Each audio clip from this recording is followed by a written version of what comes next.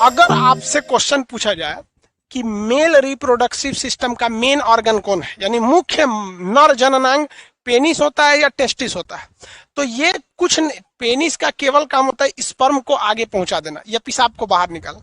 ये मुख्य जननांग नहीं है। मुख्य जननांग टेस्टिस होता है। बैल जो होता है ना, बैल जब पैदा होता है तो साढ़ होता है, साढ़, लेकिन उस साढ़ में क्या निकाल दिया जाता है, दोनों टेस्टिस निकाल दिया जाता है तो बैल हो जाता है। अब उसके पास जनन की क्षमता खत्म हो जाती है। बकरी का जो बच्चा होता है ना, बकरा जिसको बोलते हैं ना, बोकवा महकते रहता है जो, तो बोकवा के अंदर ये टेस्टिस होता है, लेकिन लोग उसे पालते नहीं है, एक दो आदमी ऐसे छोड़ देता है। तो जिसको खसी पालना रहता है वो क्या करता है कि बोकवा का ये जो होता है ना टेस्टिस, उसको काट के निकाल के फेंक देता है। तो ये जो होता है यही मुख्य जननांग है।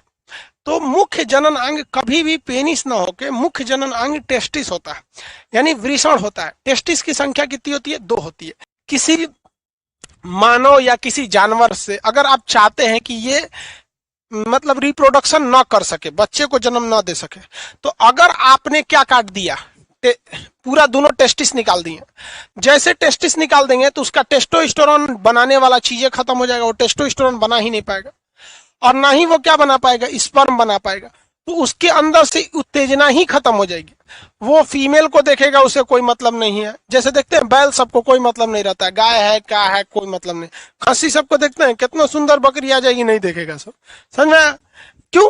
क्योंकि उत्तेजना के लिए टेस्टोस्टेरोन का होना जरूरी है, और टेस्टोस्टेरोन जो होता है वो टेस्टिस में बनता है। तो अगर आप किसी का परमानेंट नसबंदी करना चाहते हैं तो उसको क्या कर दीजिए, टेस्टिस से काट दीजिए। जैसे ये क्रिया जानवरों में होती है। किसमें? जानवरों में। पुरुष में ऐसा नहीं होगा, होने का तो हो ही जाएगा, लेकिन भैया पुरुष बर्बाद हो जाएगा। तो डॉक्टरों ने एक बीच का उपाय किया पुरुषों के लिए। उसने क्या किया, इस नस को ही ब्लॉक कर दिया। किसको? इस नस को ब्लॉक कर दिया। इस नस को क्या कर दिया? ब्लॉक कर दिया, काट के ऑपरेशन कर दिया इसको। ये सब कुछ शरीर में ही रहेगा, बस इस नस को ब्लॉक कर दिया। ठीक है। अब स्पर्म का जीवन काल 20 से 30 मिनट होता है। तो अब ये स्पर्म जो है 20 से 30 मिनट बाद इसके जो स्पर्म होते हैं ये मर जाते हैं। स्पर्म जो होते हैं ये मर जाते हैं, इनका पूंछ टूट जाता है, ये मर जाते हैं।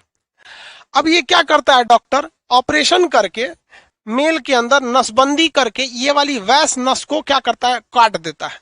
अब स्पर्म बनेगा, अब वो आने का रास्ता ही नहीं है। 20 मिनट बाद वो क्या हो जाएगा, खराब हो जाएगा। स्पर्म किसी काम का नहीं रह गया, 20 मिनट बाद खराब हो जाएगा।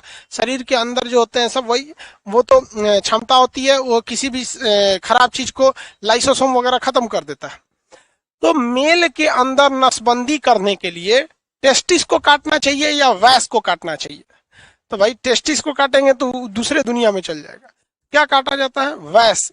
इसलिए इस चीज को वैस्कोटॉमी कहते हैं, वैस्कोटॉमी। जब हम वैस को काटते हैं तो उसे क्या कहा जाता है? वैस्कोटॉमी। सेम ऐसे ही कंसेप्ट होता है फीमेल में, सेम टू सेम फीमेल में भी सेम कंसेप्ट होता है, लेकिन फीमेल में एक चीज डिफरेंस हो जाता है। देखिए ध्यान से, यहां पर जंक्शन पॉइंट मेल में इसी नली से पेशाब आएगा और यहीं से स्पर्म आएगा। यहाँ ऊपर से किडनी से इसी ग्लैंड के पास से क्या आएगा, पेशाब आएगा और यहीं से स्पर्म आएगा। लेकिन फीमेल में ऐसा नहीं होता, उसमें पेशाब के लिए अलग, और फीमेल में स्पर्म न बन के ओवम बनता है तो ओवम के लिए अलग होता है। जिस तरह से मेल का मेन रिप्रोडक्टिव जो मुख्य जननांग है वो 2 टेस्टिस है, उसी तरह से फीमेल का मुख्य जननांग ये दोनों ओवरी है। क्या भाई? ओवरी है। महिला का मुख्य जनन अंग कौन सा है? ओवरी है। दोनों टेस्टिस से अलग अलग नसें निकली थी, जिसे हम लोगों ने क्या कहा था? वैस। क्या कहा था? वैस। उसी तरह से दोनों ओवरी से अलग अलग नसें निकलती हैं। इन नसों को कहा जाता है फॉलोपियन ट्यूब। 2 नसें होती हैं, दोनों को क्या कहते हैं? Fallopian tube. अगर मेल के अंदर, अगर पुरुष के अंदर इस वैस डिफरेंस नामक नस को काट दें तो पुरुष की हो जाती है नसबंदी, और अगर महिला में ये ट्यूब को काट दें फॉलोपियन ट्यूब को काट दें तो हो जाती है नलबंदी, क्योंकि इसमें एक पतला नस था, इसमें एक मोटी नली है, इसलिए पुरुष वाले को कहते हैं नसबंदी और महिला वाले को कहते हैं नलबंदी। इंग्लिश में इसका वैस काटा गया तो वैस्कोटॉमी, इसमें ट्यूब काटा गया तो ट्यूबेकोटॉमी। दोनों में बहुत बड़ा डिफरेंस नहीं होता है, सिमेट्रिक देखने को मिलता है आपको।